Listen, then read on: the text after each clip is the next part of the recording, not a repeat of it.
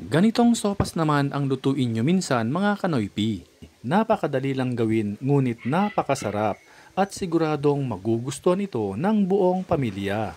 Una nating gawin ay magpainit ng mantika sa isang kawali. Kapag mainit na ito, gisahin na natin ang sibuyas at bawang. Gisahin natin ito hanggang sa ito ay aromatic.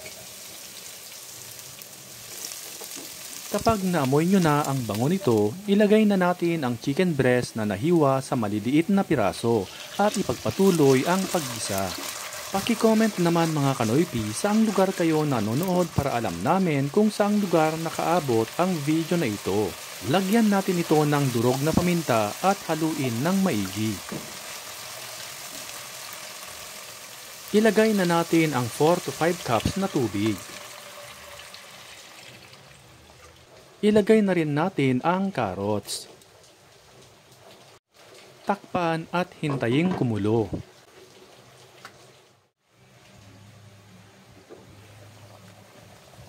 Kapag kumulo na ito, ilagay na natin ang chicken broth cubes. Ilagay na rin natin ang sweet corn in can. Siyempre, maglalagay rin tayo dito ng repolyo. Lagyan din natin ito ng slurry mixture, combination of water and cornstarch.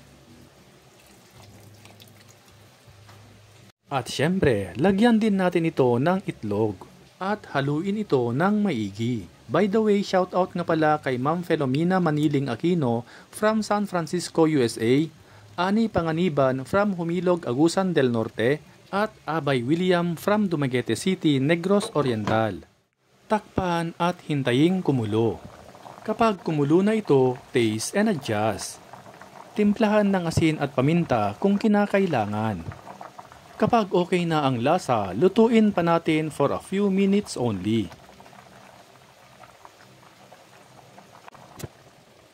At finally, luto na ang ating sopas. At bago natin ito hanguin, lagyan muna natin ito ng onion leaves at halu-haluin. Ayan, at ready na ang ating napakasarap na sopas. Siguradong magugustuhan ito ng buong pamilya. Napakasimple lang gawin ngunit napakasarap. Kaya ano pang hinihintay nyo mga kanoypi? Itag at ishare nyo na ito sa mga friends at family ninyo. At sa lahat ng ating avid followers and viewers worldwide, maraming salamat po sa inyong walang sawang pagsuporta.